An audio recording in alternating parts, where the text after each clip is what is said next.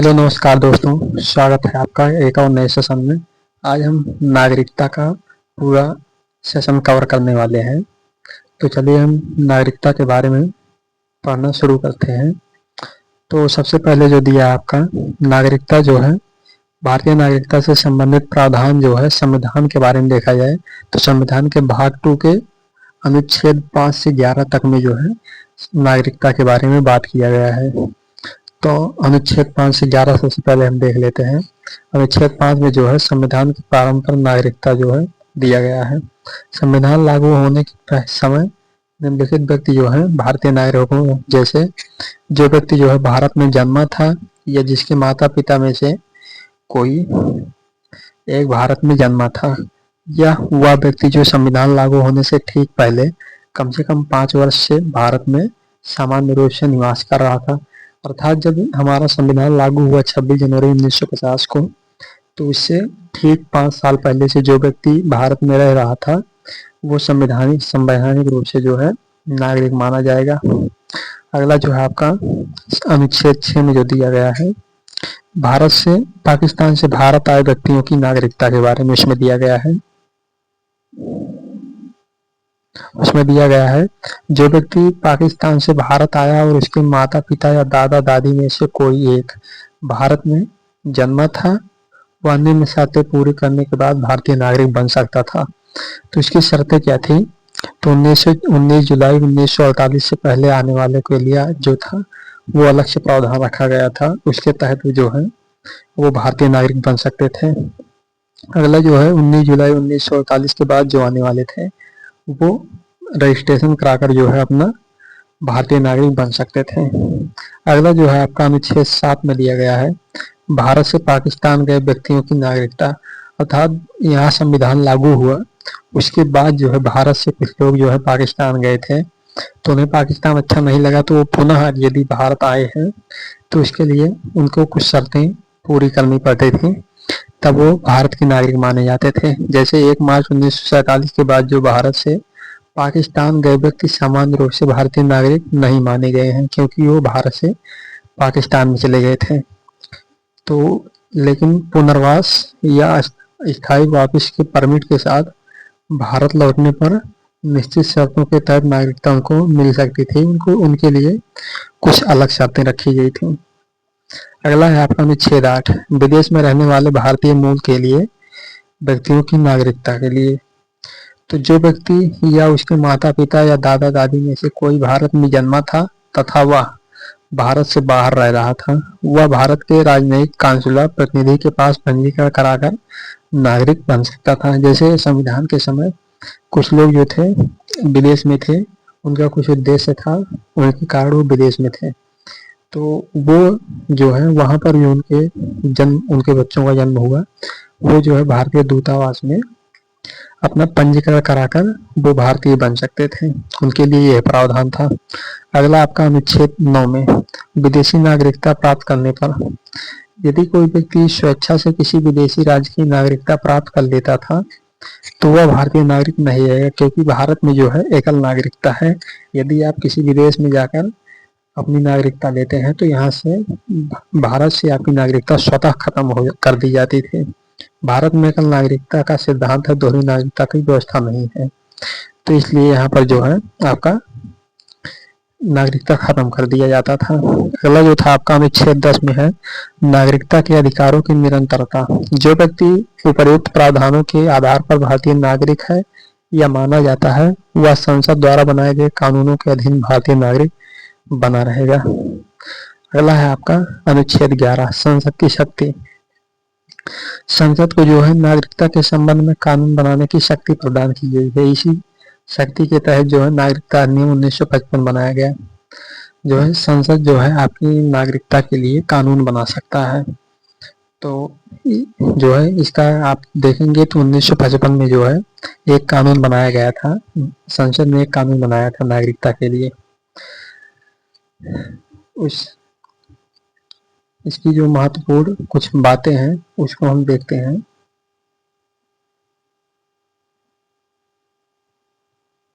वो थी जो है संविधान के भाग 2 अनुच्छेद 5 से 11 में नागरिकता से संबंधित मूल प्रावधान दिए गए हैं। नागरिकता की विस्तृत व्यवस्था के लिए संसद ने नागरिकता अधिनियम 1955 बनाया था। अगला है आपका, भारत में एकल नागरिकता सिंगल सिटीजनशिप का सिद्धांत है, दोहरी नागरिकता की अनुमति नहीं है। यहाँ पर भारत में ऐसा है कि यदि आप विदेश में जाकर नागरिकता लेते हैं तो आपकी नागरिकता भारत से स्वतः खत्म कर दी कर दी जाएगी। ये जो है भारत का नियम है। अनुच्छेद 11 संसद के को नागरिकता से संबंधित कानून बनाने की शक्ति देता है। अनुच्छेद 11 में जो है देखा जाए तो संसद को आपको जो है नागरिकता के संबंध में कानून बनाने का शक्ति है। जन्म से नागरिकता या सिटीजनशिप बाय बर्थ जो है नागरिकता लेने की शर्तें जो है कुछ दी गई हैं। यदि आप भारत में नागरिकता लेना चाहते हैं तो उसके लिए धारा 3(1) के तहत जो है आपका भारत में जन्म लेने वाला प्रत्येक व्यक्ति निम्नलिखित प्रावधानों के अधीन भारतीय नागरिक होगा। जन्म तिथि के आधार पर अलग अलग शर्तें जो है निर्धारित की गई हैं।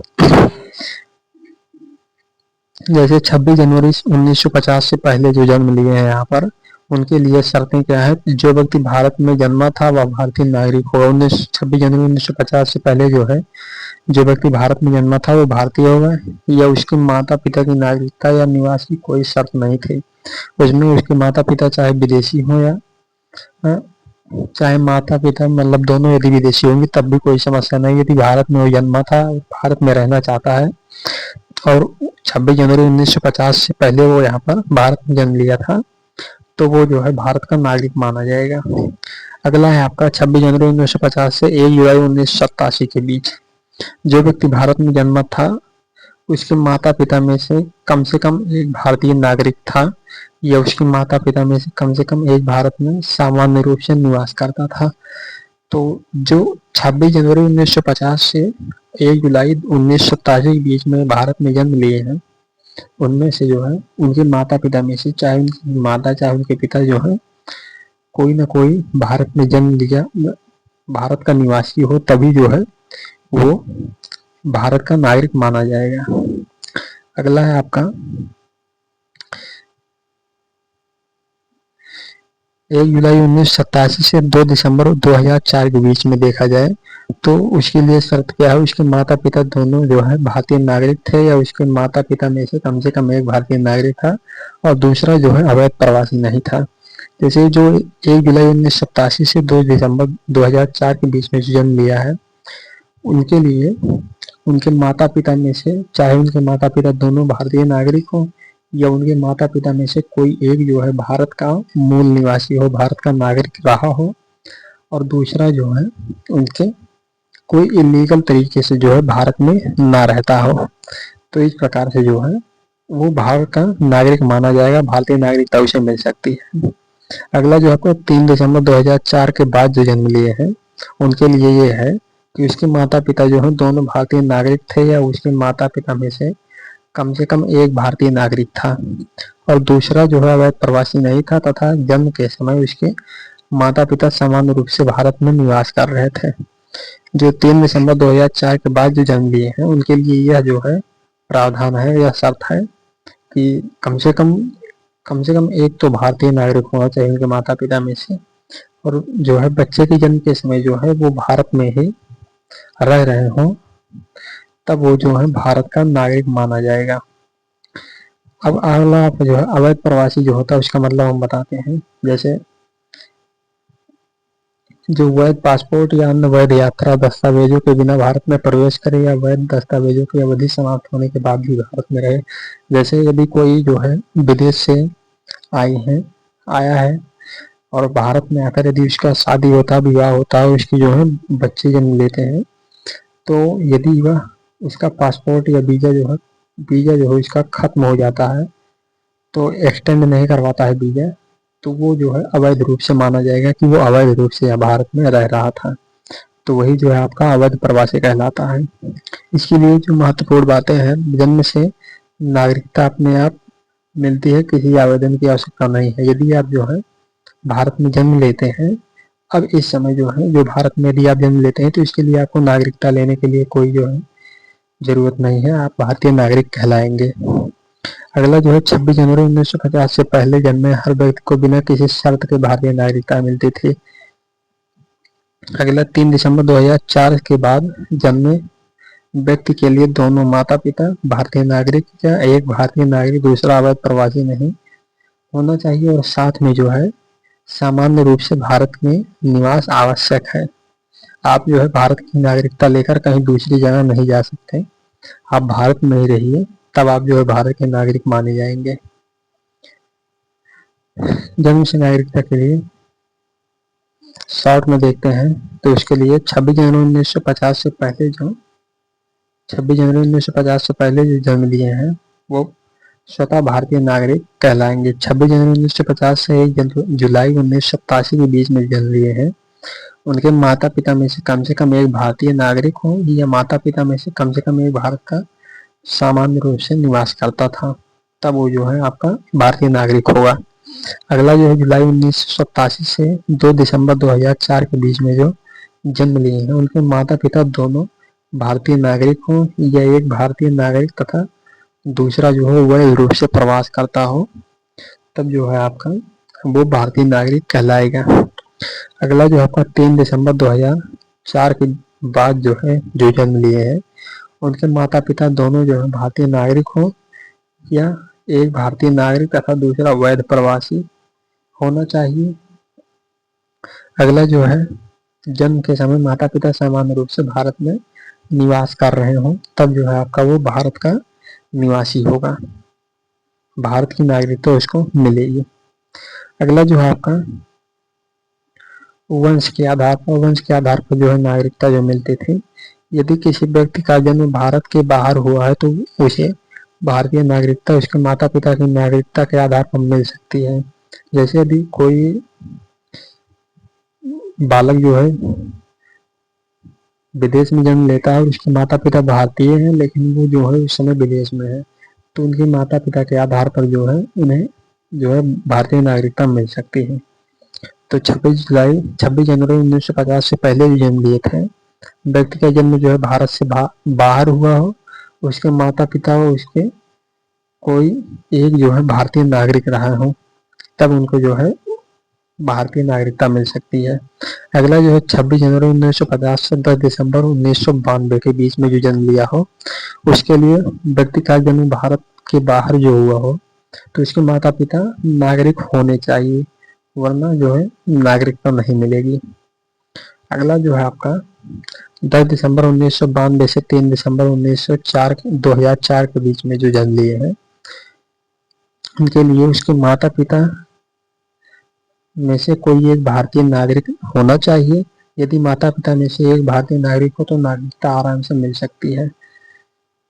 अगला जो है आपका 3 दिसंबर 2004 के बाद जो जन्म लिया है उनको जिसका जन्म जो है भारत के बाहर हुआ है किसी विदेश में, तो इसके माता पिता में से कोई एक भारतीय नागरिक हो तथा दूसरा जो है माता पिता में से अवैध प्रवासी कोई ना हो। यदि दूसरा जो है अवैध प्रवासी नहीं है तभी नागरिकता मिलेगी। तो ये जो था आपका वंश के आधार पर नागरिकता थी। अगला है आपका पंजीकरण के आधार पर, पंजीकरण के द्वारा जो है नागरिकता बाय रजिस्ट्रेशन। तो इसमें जो है यदि कोई बच्चा जो है विदेश में पैदा हुआ है तो उसको भारतीय नागरिकता यदि चाहिए तो जो है रजिस्ट्रेशन कराकर जो है आप नागरिकता ले सकते हैं। तो इसकी जो कैटेगरी जो होगी भारतीय मूल का व्यक्ति होना चाहिए। इसके लिए जो मुख्य शर्तें होंगी वो है कि वह व्यक्ति भारतीय मूल का हो, अर्थात वह स्वयं या उसके माता पिता दादा दादी या परदादा परदादी भारत में जन्मे हो, तब जो है वो भारत की नागरिकता ले सकता है। और भारतीय नागरिक का जीवन साथी जो है इस प्रकार लिया जाता है, तो वह व्यक्ति किसी भारतीय नागरिक से विवाह करके उसका जीवन साथी बना हो, विवाह के बाद भारत में सामान्य रूप से निवास कर रहा हो, तब जो है वो जो है भारतीय नागरिक कहलाएगा। अगला है आपका अल्पवयस्क बच्चे, नाबालिग 18 वर्ष से कम आयु के पुत्र पुत्री जिसका कोई माता पिता भारतीय नागरिक हो, वह जो है भारत में सामान्य रूप से निवास कर रहा हो, तब जो है उसे भारतीय नागरिकता मिल सकती है। अगला है आपका भारतीय नागरिक के बाहर निवास करने वाले भारतीय नागरिक का जीवन साथी। वह व्यक्ति किसी भारतीय नागरिक का जीवन साथी हो सकता है और तथा विवाह के समय भारत के बाहर निवास कर रहा हो, तब भी उसको जो है नागरिकता भारत की मिल सकती है। अगला आपका भारत के बाहर निवास करने वाले भारतीय नागरिक के नाबालिग बच्चे। नाबालिग बच्चे जो कि 18 वर्ष से कम होते हैं, जो है उनका कोई एक माता पिता भारतीय नागरिक हो और भारत से बाहर निवास कर रहा हो, तब भी उनको जो है भारतीय नागरिकता मिल सकती है। अगला जो है आपका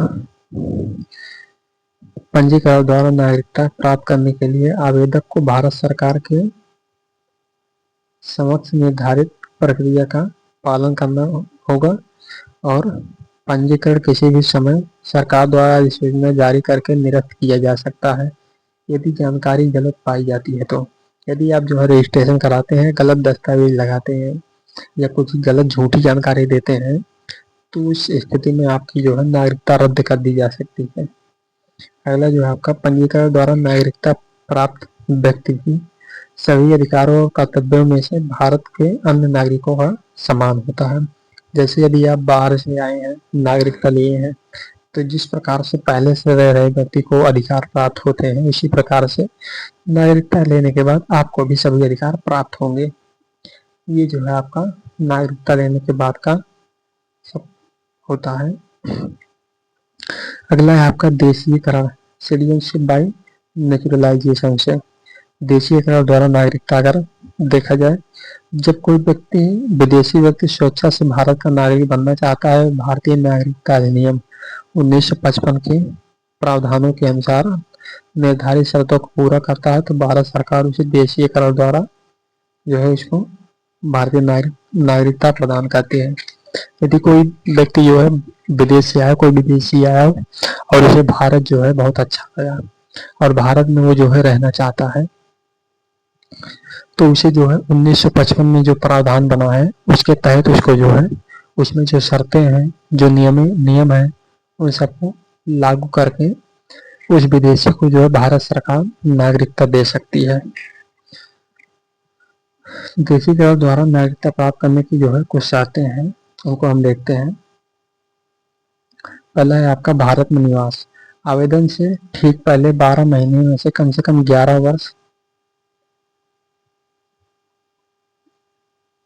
कम से कम 11 महीने होगा। आवेदन से ठीक पहले के 12 महीने में से कम 11 महीने जो है भारत में हो, सामान्य रूप से निवास किया हो, तब उसे जो है आपका नागरिकता मिल सकती है। उसका जो व्यवहार हो, सदाचार हो, चरित्र अच्छा हो, तब उसे जो है नागरिकता मिल सकती है। भारत के प्रति निष्ठा, जैसे भारत की जो है उसको लगाव हो भारत के प्रति, देशद्रोही ना हो, तब उसे जो है भारत की नागरिकता आराम से मिल सकती है। भारत देश के लिए लॉयल हो, उसके लिए उसको नागरिकता मिल सकती है। अगला है आपका विदेशी नागरिकता त्यागने का आशय। तो इसके लिए जो है आपका आवेदन करते समय आशय रखता हो कि नागरिकता प्राप्त करने पर वह अपनी पूर्व विदेशी नागरिकता का त्याग कर देगा, क्योंकि भारत में जो है दोहरी नागरिकता की अनुमति नहीं है। जैसे यदि कोई विदेशी भी आकर भारत में नागरिकता लेता है, तो वह जो है अपने देश की नागरिकता उसको त्यागनी पड़ेगी, तब जाकर उसे भारत में नागरिकता मिलेगी। अगला जो है उसको भाषा का ज्ञान होना चाहिए। जो हमारे संविधान में 22 भाषाएं दी गई हैं, उनमें से कोई एक भाषा का वो जो है बहुत अच्छे से जानता हो, बहुत अच्छे से बोल लेता हो, तब उसे जो है भारत की नागरिकता दी जाएगी। अगला जो है किन्हें जो है देशीय द्वारा नागरिकता दी जा सकती है। देशीयकरण द्वारा किसको किसको नागरिकता दी जा सकती है, जैसे हो गया नहीं दी जा सकती है। किन परिस्थितियों में जो है देशीय नागरिकता देने से मना किया जा सकता है, भारत सरकार देशीय नागरिकता जो है नहीं दे सकती है। तो वो है यदि वह व्यक्ति भारत में किसी अपराध के लिए दोष सिद्ध हो और कारावास की सजा भोग रहा हो, तब उसे जो है भारत की देशीयकरण नागरिकता नहीं मिलेगी। और यदि वह व्यक्ति देश की सुरक्षा, संप्रभुता, अखंडता के लिए हानिकारक गतिविधियों में लिप्त रहा हो, तब भी उसको नागरिकता नहीं मिलेगी। यदि उसने भारत पहले भारत की नागरिकता प्राप्त की हो और बाद में त्याग दी हो, तो उसको जो है कुछ मामलों में जो है रोका जा सकता है कि आपको भारत की नागरिकता नहीं मिलेगी।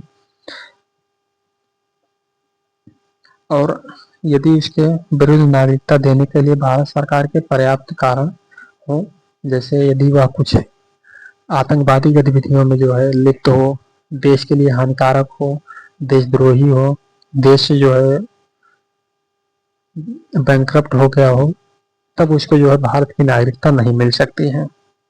इन परिस्थिति में जो है भारतीय नागरिकता विदेशियों को नहीं मिलती है। अगला है देशी कर द्वारा नागरिकता प्राप्त करना व्यक्ति का एक अधिकार नहीं बल्कि भारत सरकार की कृपा पर निर्भर करती है। मतलब यदि आप देशी कर द्वारा भारत में निवास लेते हैं, नागरिकता प्राप्त करते हैं, तब जो है वो आपका अधिकार नहीं है कि आप अधिकार मांग रहे हैं कि हमें जो है भारतीय नागरिकता चाहिए, आप प्रदर्शन करने वाली हैं, तो ये नहीं होगा। इसके लिए आपको जो होगा भारत सरकार चाहेगी तो आपको देगी, नहीं चाहेगी तो नहीं देगी, इस प्रकार से होता है। अगला है आपका आवेदन भारत सरकार को निर्धारित प्रपत्र में किया जाता है और आवश्यक दस्तावेजों को के साथ प्रस्तुत करना होता है। जो दस्तावेज मांगा जाता है भारत सरकार द्वारा उसे देना पड़ता है। अगला है आपका भारत सरकार को आवेदन प्राप्त होने की तिथि से 12 महीने के भीतर निर्णय लेना होता है।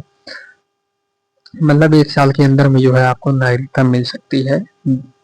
अगला जो है आपका देशी कर द्वारा नागरिकता मिलने पर व्यक्ति को भारत का पूर्ण नागरिक माना जाता है और उसे भी जो है सभी प्रकार के अधिकार प्राप्त हो जाते हैं। भारत जो है दोहरी नागरिकता डुअल सिटीजनशिप की अनुमति नहीं देता, इसलिए देशी कर लेने से पूर्व ही नागरिकता को जो है विदेशी नागरिकता त्यागना पड़ता है। अगला जो आपका देशी कर की शर्तें समय समय पर भारत सरकार द्वारा संशोधित की जाती हैं। जो अलग अलग नियम जो है बनते रहते हैं देशी कर में। अगला है आपका बाई इनकॉर्पोरेशन ऑफ टेरिटरी, जैसे किसी क्षेत्र को जो है भारत कब्जा करके बाहरी क्षेत्र को कब्जा करता है भारत, तब उस स्थिति में जो है उस क्षेत्र पर रहने वाले मानव जो हैं, पर्सन जो हैं, वो सभी भारत के नागरिक माने जाते हैं। जब भारत क्षेत्र किसी नए प्रदेश, राज्य या क्षेत्र को अपने में शामिल कर लेता है तो उस क्षेत्र के निवासियों को भारत की नागरिकता निम्नलिखित तरीकों से मिल सकती है। पहला जो आपका ऐसा क्षेत्र जो भारत में विधिवत सम्मिलित किया गया, उस क्षेत्र के निवासी भारत के संसद द्वारा बनाई गई विधि के अनुसार भारतीय नागरिक बन सकते हैं। इसको जो है जैसे गोवा था, दमन दीव जो है 1961 में जो है गोवा और दमन दीव जैसे छोटे छोटे द्वीपों को जो है मिलाया गया भारत में, तो उसके जो नागरिक थे वो भी भारत की नागरिकता उन्हें भी दी गई थी। अगला है आपका फ्रांसीसी उपनिवेश पुडुचेरी, काराकाल, माई और में जो है इन्हें भारत में शामिल करने पर इनके निवासियों को भारत की नागरिकता अपने विकल्प द्वारा दी गई थी। ऐसा क्षेत्र जो भारत में विलय किया हो उसके भी नागरिक जो है भारत की नागरिकता प्राप्त करते हैं, उन्हें भी भारत की नागरिकता मिल जाती है। उस क्षेत्र के निवासियों को भारत की नागरिकता स्वतः प्राप्त की जाती है। जैसे कि सिक्किम में जो था 1975 में सिक्किम भारत में मिलना चाहता था, तो भारत में उसने मर्ज किया, तो उसे जो है भारत की नागरिकता दी गई थी। भारत के उनके लोग जो थे वहाँ के निवासी, उन्हें भी जो है भारत की नागरिकता प्रदान की गई थी। अगला है इसकी जो महत्वपूर्ण बातें हैं, संसद संविधान के अनुसार ऐसे क्षेत्रों के लोगों को नागरिकता देने के लिए विधि बनाती है। संसद जो होता है इसके लिए कानून बनाता है। यह नागरिकता अपनानी होती है जब तक कि संबंधित व्यक्ति मना ना करे। अर्थात जो कानून बना रहे हैं, संसद जो कानून बना रहा है, उनको कानून को अपनाना पड़ता है जब तक कि उस कानून में कोई परिवर्तन नहीं किया जाता है, तब जो है आप भारत के नागरिक बन सकते हैं। तो ये वही है जो है सब भारत की नागरिकता कैसे प्राप्त कर सकते हैं जो है। अगला जो है आपका नागरिकता समाप्त करने के तरीके हम बताते हैं। नागरिकता कैसे आपकी समाप्त हो सकती है भारत में। तो पहला है आपका बाय रिनंसिएशन, त्याग द्वारा। अगला जो है आपका बाय टर्मिनेशन, आप जो है स्वयं जो है आप अपनी नागरिकता समाप्त करते हैं। अगला जो है वंचित किए जाए, जैसे आप कुछ आतंकी गतिविधियों में या कुछ गलत काम कर दिए, देशद्रोह का काम कर दिए आप, तब भी उस कंडीशन में आपकी जो है नागरिकता खत्म की जा सकती है, टर्मिनेट की जा सकती है। जैसे त्याग द्वारा नागरिकता समाप्त करना, बाय रिनंसिएशन, स्वेच्छा से जो है आप त्यागते हैं भारत की नागरिकता, उसके लिए वह स्वेच्छा से त्याग करना चाहता हो। त्याग पूरी तरह स्वैच्छिक होना चाहिए, किसी दबाव, धोखे या गलत जानकारी के कारण नहीं होना चाहिए। त्याग करने के बाद वह व्यक्ति विदेशी राज्य की नागरिकता प्राप्त कर ले या प्राप्त करने वाला हो, तब उसे जो है भारत की नागरिकता उसकी खत्म कर दी जा सकती है। जैसे यदि आप जो है स्वेच्छा से स्वयं जो है भारत की नागरिकता खत्म करते हैं, विदेश में जाकर कहीं रहना चाहते हैं और आप भारत में नहीं रहना चाहते हैं, तब उस कंडीशन में जो है आपकी नागरिकता खत्म की जा सकती है, खत्म कर दी जाती है। अगला है आपका भारत सरकार द्वारा स्वीकार किया जाए। यदि जो है आपकी जो नागरिकता है वो आप त्यागना चाहते हैं, लेकिन भारत सरकार आपको जो है अनुमति नहीं दे रही है कि आप भारत की नागरिकता त्याग कर जाएं, तो उस कंडीशन में जो है आप नहीं जा सकते हैं भारत की नागरिकता त्याग करके। अगला है आपका समाप्ति द्वारा, बाय टर्मिनेशन। बाय टर्मिनेशन देखा जाए तो यदि कोई व्यक्ति जो है भारतीय नागरिक स्वेच्छा से किसी विदेशी राज्य की नागरिकता प्राप्त कर लेता है, जैसे स्वयं से आप जाकर किसी विदेश की नागरिकता प्राप्त करते हैं, तब उस कंडीशन में जो है आपका भारतीय नागरिकता समाप्त कर दी जाती है। जैसी वह जो है भारत की विदेशी नागरिकता लेता है, तो उसकी नागरिकता जो है भारत की स्वयं जो है स्वतः खत्म कर दी जाती है। अगला जो है यदि कोई भारतीय नागरिक सरकार की अनुमति से किसी विदेश राज्य की नागरिकता प्राप्त करता है, सरकार की अनुमति लेकर आप जो है भारत की विदेश जो है नागरिकता त्यागते हैं, तब इस कंडीशन में भी आपको जो है भारतीय नागरिकता खत्म कर दी जाती है। अगला है आपका, यदि कोई व्यक्ति नागरिक 7 वर्ष से अधिक समय तक भारत से बाहर रहता है, यदि आप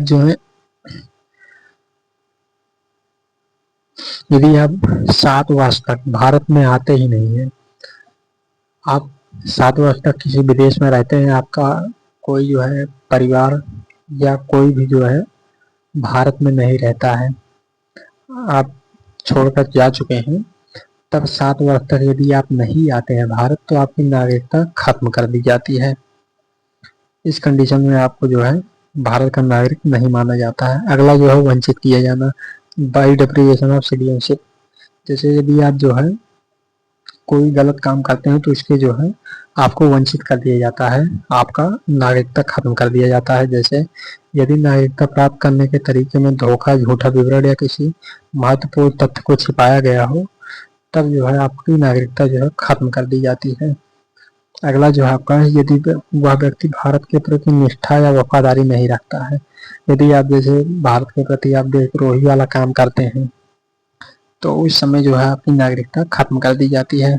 अगला जो है आपका, यदि वह व्यक्ति भारत की सुरक्षा, हित, संप्रभुता के लिए हानिकारक गतिविधियों में लिप्त हो, जैसे यदि आप किसी आतंकी गतिविधि में जो है शामिल है, भारत के लिए नुकसानदायक काम कर रहे हैं, आप देशभक्ति का काम नहीं कर रहे हैं, देशद्रोही वाला काम कर रहे हैं, तब इस कंडीशन में भी जो है आपको भारत से बाहर किया जा सकता है, आपकी नागरिकता खत्म कर दी जाती है। अगला है, यदि वह व्यक्ति किसी गंभीर अपराध के लिए दोषी ठहराया गया हो, जैसे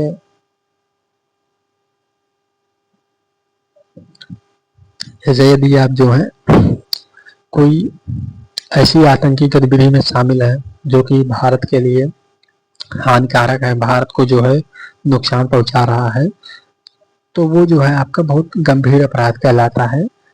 या आप जो है पैसे लेकर नहीं दिए और विदेश आप चले गए, तो उस स्थिति में जो है आपकी नागरिकता खत्म कर दी जाती है। बैंकरप्ट हो गए तब भी आपकी नागरिकता जो है खत्म कर दी जाती है।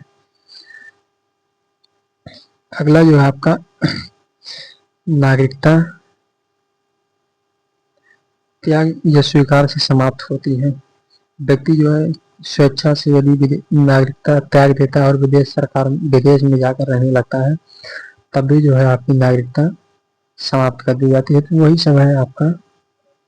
अगला है आपका ओवरसीज सिटीजनशिप, ओसीआई जो है, overseas citizenship of India.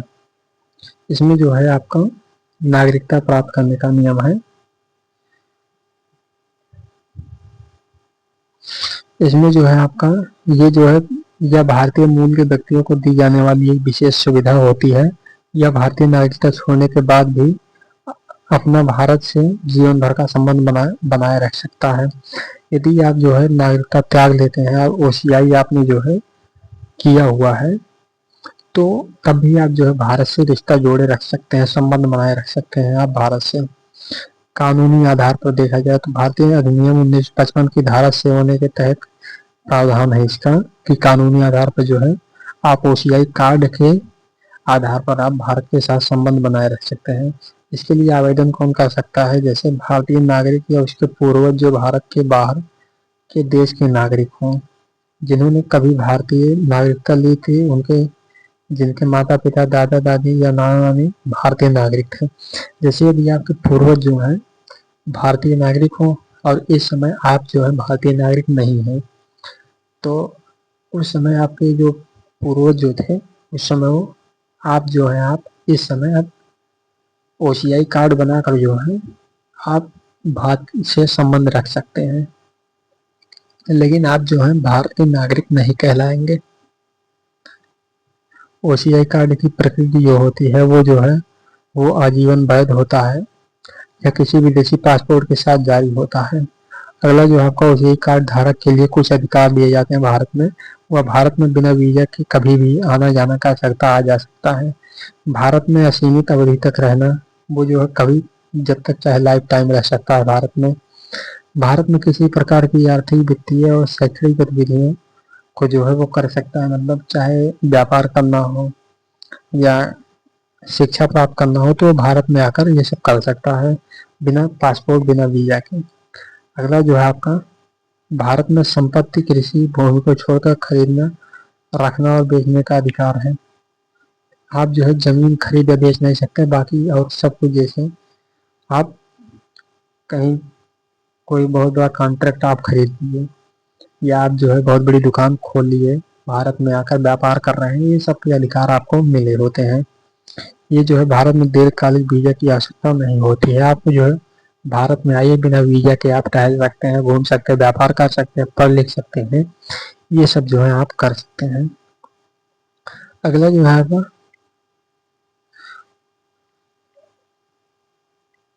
OCI card धारक के लिए कुछ प्रतिबंध होते हैं।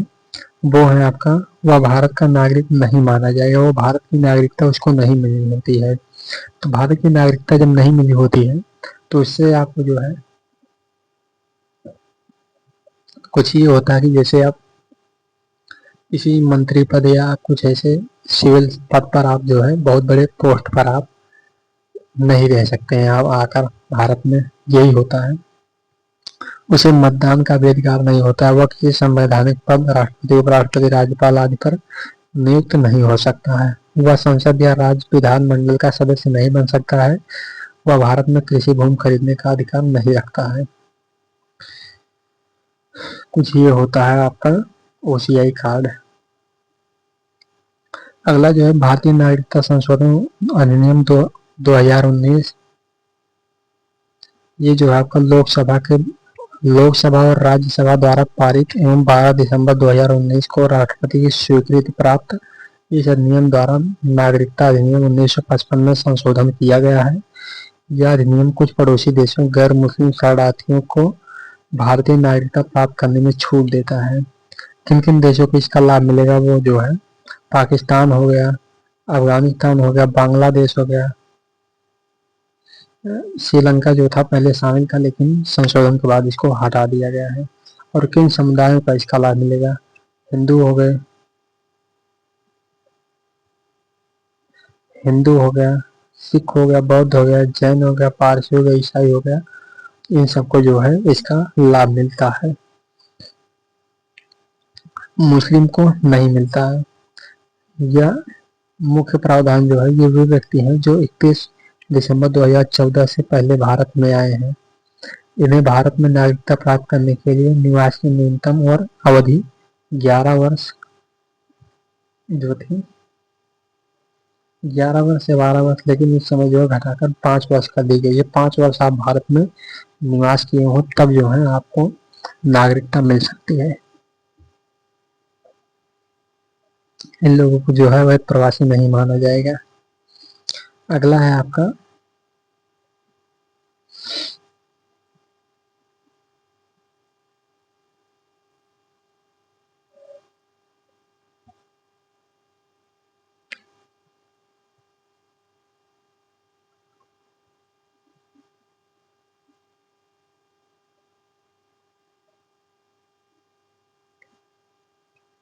इसलिए जो हम ओवरव्यू देखते हैं जो आप अब तक हमने पढ़ा है।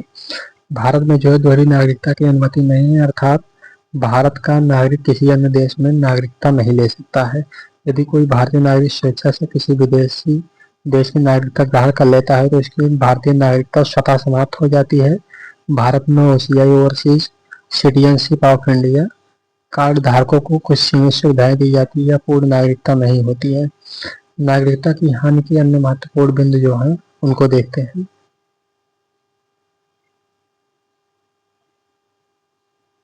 वो है स्वेच्छा से विदेशी नागरिकता ग्रहण करना। यदि कोई व्यक्ति जो है भारतीय नागरिकता अपनी इच्छा से किसी विदेशी देश की नागरिकता ले लेता है तो उसकी भारतीय नागरिकता जो है स्वतः समाप्त कर दी जाती है या विदेशी राज्य सेवा में जो है लग जाता है। यदि कोई भारतीय नागरिक बिना भारत सरकार की पूर्व अनुमति के किसी विदेशी राज्य की सेवा ग्रहण करता है तो इसकी नागरिकता समाप्त हो सकती है।